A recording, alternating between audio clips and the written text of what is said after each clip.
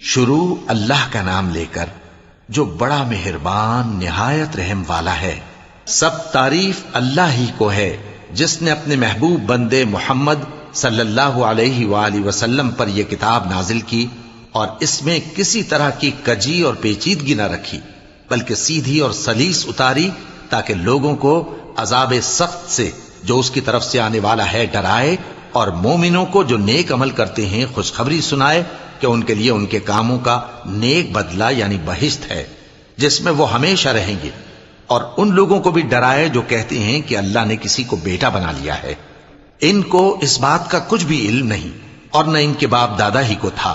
یہ بڑی سخت بات ہے جو ان کے منہ سے نکلتی ہے، اور کچھ شک نہیں کہ یہ جو کچھ کہتے ہیں محض جھوٹ ہے۔ اے پیغمبر، اگر یہ اس کلام پر ایمان نہ لائیں تو شاید تم ان کے پیچھے رنج کر کر کے اپنے تئیں ہلاک کر دو گے۔ جو چیز زمین پر ہے ہم نے اس کو زمین کے لیے زینت بنایا ہے تاکہ لوگوں کی آزمائش کریں کہ ان میں کون اچھے عمل کرنے والا ہے، اور جو چیز زمین پر ہے ہم اس کو نابود کر کے بنجر میدان کر دیں گے۔ کیا تم خیال کرتے ہو کہ غار اور لوح والے ہماری نشانیوں میں سے عجیب تھے؟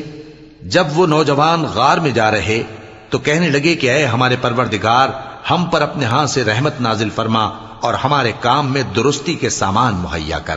تو ہم نے غار میں کئی سال تک ان کے کانوں پر نیند کا پردہ ڈالے رکھا، یعنی ان کو سلائے رکھا، پھر ان کو جگا اٹھایا تاکہ معلوم کریں کہ جتنی مدت وہ غار میں رہے دونوں جماعتوں میں سے اس کی مقدار کس کو خوب یاد ہے۔ ہم ان کے حالات تم سے صحیح صحیح بیان کرتے ہیں۔ وہ کئی نوجوان تھے جو اپنے پروردگار پر ایمان لائے تھے، اور ہم نے ان کو اور زیادہ ہدایت دی تھی، اور ان کے دلوں کو مربوط یعنی مضبوط کر دیا۔ جب وہ اٹھ کھڑے ہوئے تو کہنے لگے کہ ہمارا پروردگار آسمانوں اور زمین کا مالک ہے، ہم اس کے سوا کسی کو معبود سمجھ کر نہ پکاریں گے۔ اگر ایسا کیا تو اس وقت ہم نے بے عقلی کی بات کی۔ ان ہماری قوم کے لوگوں نے اس کے سوا اور معبود بنا رکھے ہیں، بھلا یہ ان کے معبود ہونے پر کوئی کھلی دلیل کیوں نہیں لاتے؟ تو اس سے زیادہ کون ظالم ہے جو اللہ پر جھوٹ باندھے؟ اور جب تم نے ان مشرکوں سے اور جن کی یہ اللہ کے سوا عبادت کرتے ہیں ان سے کنارہ کر لیا ہے تو غار میں چل رہو، تمہارا پروردگار تمہارے لیے اپنی رحمت وسیع کر دے گا اور تمہارے کاموں میں آسانی کے سامان مہیا کرے گا۔ اور جب سورج نکلے تو تم دیکھو کہ دھوپ ان کے غار سے داہنی طرف سمٹ جائے، اور جب غروب ہو تو ان سے بائیں طرف کترا جائے، اور وہ اس غار کے کشادہ حصے میں تھے۔ یہ اللہ کی نشانیوں میں سے ہیں، جس کو اللہ ہدایت دے وہ ہدایت یاب ہے، اور جس کو گمراہ رہنے دے تو تم اس کے لیے کوئی دوست راہ بتانے والا نہ پاؤ گے۔ اور تم ان کے متعلق خیال کرو کہ وہ جاگ رہے ہیں حالانکہ وہ سوتے ہیں، اور ہم ان کو دائیں اور بائیں کروٹ بدلاتے تھے، اور ان کا کتا چوکھٹ پر دونوں ہاتھ پھیلائے ہوئے تھا۔ اگر تم ان کو جھانک کر دیکھتے تو پیٹ پھیر کر بھاگ جاتے اور ان سے دہشت میں آ جاتے۔ اور اسی طرح ہم نے ان کو اٹھایا تاکہ آپس میں ایک دوسرے سے دریافت کریں۔ ایک کہنے والے نے کہا کہ تم یہاں کتنی مدت رہے؟ انہوں نے کہا کہ 1 دن یا اس سے بھی کم۔ انہوں نے کہا کہ جتنی مدت تم رہے ہو تمہارا پروردگار ہی اس کو خوب جانتا ہے، تو اپنے میں سے کسی کو یہ روپیہ دے کر شہر بھیجو، وہ دیکھے کہ نفیس کھانا کون سا ہے تو اس میں سے کھانا لے آئے، اور احتیاط سے آئے جائے اور تمہارا حال کسی کو نہ بتائے۔ اگر وہ تم پر دسترس پا لیں گے تو تمہیں سنسار کر دیں گے یا پھر اپنے مذہب میں داخل کر لیں گے، اور اس وقت تم کبھی فلاح نہیں پاؤ گے۔ اور اسی طرح ہم نے لوگوں کو ان کے حال سے خبردار کر دیا تاکہ وہ جانیں کہ اللہ کا وعدہ سچا ہے، اور یہ کہ قیامت جس کا وعدہ کیا جاتا ہے اس میں کچھ شک نہیں۔ اس وقت لوگ ان کے بارے میں باہم جھگڑنے لگے اور کہنے لگے کہ ان کے غار پر عمارت بنا دو۔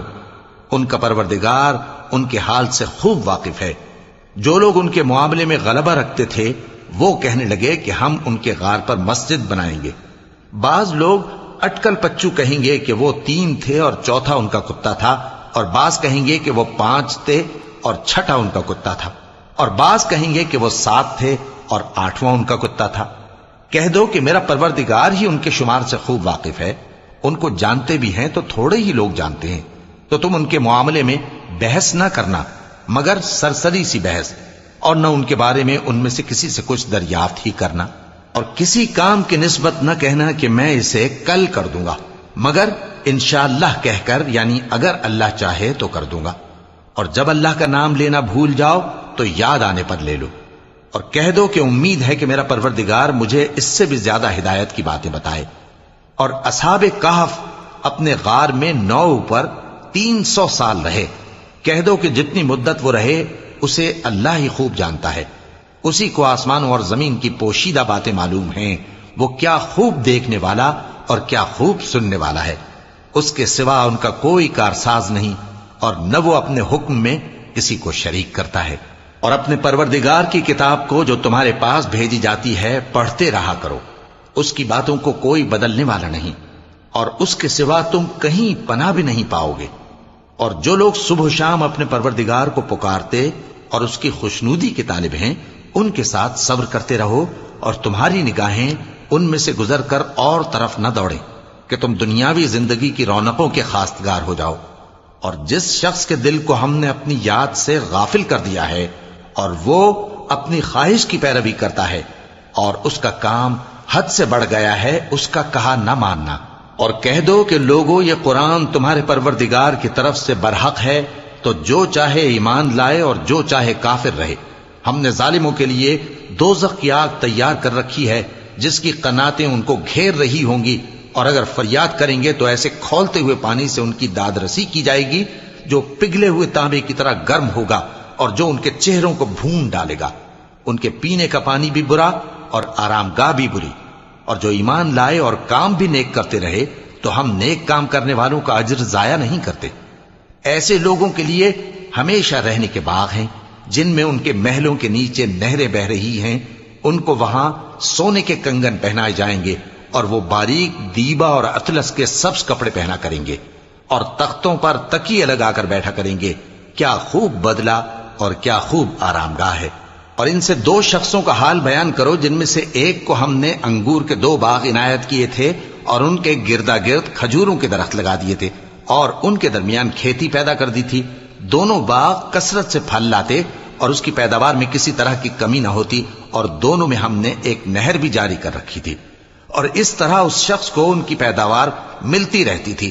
تو ایک دن جبکہ وہ اپنے دوست سے باتیں کر رہا تھا، کہنے لگا کہ میں تم سے مال و دولت میں بھی زیادہ ہوں اور جتھے اور جماعت کے لحاظ سے بھی زیادہ عزت والا ہوں، اور ایسی شیخیوں سے اپنے حق میں ظلم کرتا ہوا اپنے باغ میں داخل ہوا۔ کہنے لگا کہ میں نہیں خیال کرتا کہ یہ باغ کبھی تباہ ہو، اور نہ خیال کرتا ہوں کہ قیامت برپا ہو، اور اگر میں اپنے پروردگار کی طرف لوٹایا بھی جاؤں تو وہاں ضرور اس سے اچھی جگہ پاؤں گا۔ تو اس کا دوست جو اس سے گفتگو کر رہا تھا کہنے لگا کہ کیا تم اس ذات سے کفر کرتے ہو جس نے تم کو مٹی سے پیدا کیا، پھر نطفے سے، پھر تمہیں پورا آدمی بنایا؟ مگر میں تو یہ کہتا ہوں کہ اللہ ہی میرا پروردگار ہے، اور میں اپنے پروردگار کے ساتھ کسی کو شریک نہیں کرتا۔ اور جب تم اپنے باغ میں داخل ہوئے تو تم نے ما شاء اللہ لا قوت الا باللہ کیوں نہ کہا؟ اگر تم مجھے مال و اولاد میں اپنے سے کمتر دیکھتے ہو تو عجب نہیں کہ میرا پروردگار مجھے تمہارے باغ سے بہتر عطا فرمائے، اور تمہارے اس باغ پر آسمان سے آفت بھیج دے تو وہ صاف میدان ہو جائے، یا اس باغ کی نہر کا پانی گہرائی میں اتر جائے تو پھر تم اسے تلاش نہ کر سکو، اور اس کے میووں کو عذاب نے آ گھیرا اور وہ اپنی چھتریوں پر گر کر رہ گیا، تو جو مال اس نے اس پر خرچ کیا تھا اس پر حسرت سے ہاتھ ملنے لگا اور کہنے لگا کہ کاش میں اپنے پروردگار کے ساتھ کسی کو شریک نہ بناتا۔ اس وقت اللہ کے سوا کوئی جماعت اس کی مددگار نہ ہوئی اور نہ وہ بدلہ لے سکا۔ یہاں سے ثابت ہوا کہ حکومت سب اللہ کی ہے، جو معبود برحق ہے وہی بہترین ثواب عطا کرنے والا اور بہترین انجام لانے والا ہے۔ اور ان سے دنیا کی زندگی کی مثال بھی بیان کر دو کہ وہ ایسی ہے جیسے پانی جسے ہم نے آسمان سے برسایا تو اس کے ساتھ زمین کی پیداوار مل کر نکلی، پھر وہ چورا چورا ہو گئی کہ ہوائیں اسے اڑاتی پھرتی ہیں، اور اللہ تو ہر چیز پر قدرت رکھتا ہے۔ مال اور بیٹے تو دنیا کی زندگی کی رونق و زینت ہیں، اور نیکیاں جو باقی رہنے والی ہیں وہ ثواب کے لحاظ سے تمہارے پروردگار کے ہاں بہت اچھی اور امید کے لحاظ سے بہت بہتر ہیں۔ اور جس دن ہم پہاڑوں کو چلائیں گے اور تم زمین کو صاف میدان دیکھو گے اور ان لوگوں کو ہم جمع کر لیں گے تو ان میں سے کسی کو بھی نہیں چھوڑیں گے، اور سب تمہارے پروردگار کے سامنے صف باندھ کر لائے جائیں گے. تو ہم ان سے کہیں گے کہ جس طرح ہم نے تم کو پہلی بار پیدا کیا تھا اسی طرح آج تم ہمارے سامنے آئے، لیکن تم نے تو یہ خیال کر رکھا تھا کہ ہم نے تمہارے لیے قیامت کا کوئی وقت مقرر ہی نہیں کیا. اور اعمال کی کتاب کھول کر رکھی جائے گی تو تم گناہگاروں کو دیکھو گے کہ جو کچھ اس میں لکھا ہوگا اس سے ڈر رہے ہوں گے اور کہیں گے ہائے شامت، یہ کیسی کتاب ہے کہ نہ چھوٹی بات کو چھوڑتی ہے نہ بڑی کو، کوئی بات بھی نہیں مگر اسے لکھ رکھا ہے. اور جو جو عمل کیے ہوں گے سب کو حاضر پائیں گے، اور تمہارا پروردگار کسی پر ظلم نہیں کرے گا. اور جب ہم نے فرشتوں کو حکم دیا کہ آدم کو سجدہ کرو تو سب نے سجدہ کیا مگر ابلیس نے نہ کیا. وہ جنات میں سے تھا تو اپنے پروردگار کے حکم سے باہر ہو گیا. کیا تم اس کو اور اس کی اولاد کو میرے سوا دوست بناتے ہو حالانکہ وہ تمہارے دشمن ہیں؟ اور شیطان کی دوستی ظالموں کے لیے اللہ کی دوستی کا برا بدل ہے. میں نے ان کو نہ تو آسمانوں اور زمین کے پیدا کرنے کے وقت بلایا تھا اور نہ خود ان کے پیدا کرنے کے وقت، اور میں ایسا نہ تھا کہ گمراہ کرنے والوں کو مددگار بناتا. اور جس دن اللہ فرمائے گا کہ اب میرے شریکوں کو جن کی نسبت تم معبود ہونے کا گمان رکھتے تھے بلاؤ، تو وہ ان کو بلائیں گے مگر وہ ان کو کچھ جواب نہ دیں گے، اور ہم ان کے درمیان ہلاکت کی ایک جگہ بنا دیں گے. اور گناہگار لوگ دوزخ کو دیکھیں گے تو یقین کر لیں گے کہ وہ اس میں پڑنے والے ہیں اور اس سے بچنے کا کوئی راستہ نہ پائیں گے. اور ہم نے اس قرآن میں لوگوں کے سمجھانے کے لیے طرح طرح کی مثالیں بیان فرمائی ہیں، لیکن انسان سب چیزوں سے بڑھ کر جھگڑالو ہے. اور لوگوں کے پاس جب ہدایت آ گئی تو ان کو کس چیز نے منع کیا کہ ایمان لائیں اور اپنے پروردگار سے بخشش مانگیں، بجز اس کے کہ اس بات کے منتظر ہوں کہ انہیں بھی پہلوں کا سا معاملہ پیش آئے یا ان پر عذاب سامنے سے آ جائے. اور ہم جو پیغمبروں کو بھیجا کرتے ہیں تو صرف اس لیے کہ لوگوں کو اللہ کی نعمتوں کی خوشخبریاں سنائیں اور عذاب سے ڈرائیں. اور جو کافر ہیں وہ باطل کی مدد سے جھگڑا کرتے ہیں تاکہ اس سے حق کو پھسلا دیں. اور انہوں نے ہماری آیتوں کو اور جس چیز سے ان کو ڈرایا جاتا ہے اسے ہنسی بنا لیا ہے. اور اس سے بڑھ کر ظالم کون جس کو اس کے پروردگار کی آیات کے ذریعے سمجھایا گیا تو اس نے ان سے منہ پھیر لیا، اور جو اعمال وہ آگے کر چکا اس کو بھول گیا. ہم نے ان کے دلوں پر پردے ڈال دیے کہ اسے سمجھ نہ سکیں، اور کانوں میں ثقل پیدا کر دیا ہے کہ سن نہ سکیں. اور اگر تم ان کو رستے کی طرف بلاؤ تو کبھی رستے پر نہ آئیں گے. اور تمہارا پروردگار بخشنے والا صاحب رحمت ہے. اگر وہ ان کے کرتوتوں پر ان کو پکڑنے لگے تو ان پر جھٹ عذاب بھیج دے، مگر ان کے لیے ایک وقت مقرر کر رکھا ہے کہ اس کے عذاب سے کوئی پناہ کی جگہ نہ پائیں گے. اور یہ بستیاں جو ویران پڑی ہیں جب انہوں نے کفر کر کے ظلم کیا تو ہم نے ان کو تباہ کر دیا اور ان کی تباہی کے لیے ایک وقت مقرر کر دیا تھا. اور جب موسیٰ نے اپنے شاگرد سے کہا کہ جب تک میں دو دریاؤں کے ملنے کی جگہ نہ پہنچ جاؤں ٹلنے کا نہیں، خاص صدیوں چلتا رہوں. پھر جب وہ دونوں ان دریاؤں کے سنگم پر پہنچے تو اپنی مچھلی بھول گئے. پھر اس مچھلی نے دریا میں سرنگ کی طرح اپنا راستہ بنا لیا. جب آگے چلے تو موسیٰ نے اپنے شاگرد سے کہا کہ ہمارا کھانا لاؤ، اس سفر سے ہم کو بہت تکان ہو گئی ہے. اس نے کہا کہ بھلا آپ نے دیکھا کہ جب ہم نے اس چٹان کے پاس آرام کیا تھا تو میں مچھلی وہیں بھول گیا، اور مجھے آپ سے اس کا ذکر کرنا شیطان نے بھلا دیا، اور اس مچھلی نے عجیب طرح سے دریا میں اپنا راستہ بنایا. موسیٰ نے کہا یہی تو وہ مقام ہے جسے ہم تلاش کرتے تھے. تو وہ اپنے پاؤں کے نشان دیکھتے دیکھتے لوٹ گئے. وہاں انہوں نے ہمارے بندوں میں سے ایک بندہ دیکھا جس کو ہم نے اپنے ہاتھ سے رحمت خاص سے نوازا تھا اور اپنے پاس سے ایک خاص علم بخشا تھا. موسیٰ نے ان سے جن کا نام خضر تھا کہا کہ جو علم اللہ کی طرف سے آپ کو سکھایا گیا ہے اگر آپ اس میں سے مجھے کچھ بھلائی کی باتیں سکھائیں تو میں آپ کے ساتھ رہوں. خضر نے کہا کہ تم میرے ساتھ رہ کر صبر نہیں کر سکو گے، اور جس بات کی تمہیں خبر ہی نہیں اس پر صبر کر بھی کیسے سکتے ہو. موسیٰ نے کہا اللہ نے چاہا تو آپ مجھے صابر پائیے گا اور میں آپ کے ارشاد کے خلاف نہیں کروں گا. خضر نے کہا اگر تم میرے ساتھ رہنا چاہو تو شرط یہ ہے مجھ سے کوئی بات نہ پوچھنا جب تک میں خود اس کا ذکر تم سے نہ کروں.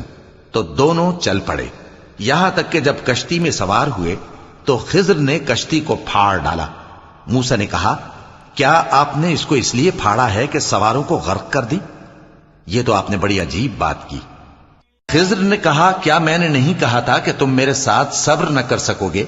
موسیٰ نے کہا کہ جو بھول مجھ سے ہوئی اس پر مواخذہ نہ کیجیے اور میرے معاملے میں مجھ پر مشکل نہ ڈالیے۔ پھر دونوں چلے، یہاں تک کہ رستے میں ایک لڑکا ملا تو خضر نے اسے مار ڈالا۔ موسیٰ نے کہا کہ آپ نے ایک بے گناہ شخص کو ناحق بغیر قصاص کے مار ڈالا، یہ تو آپ نے بری بات کی۔ خضر نے کہا کیا میں نے نہیں کہا تھا کہ تم سے میرے ساتھ صبر نہیں ہو سکے گا؟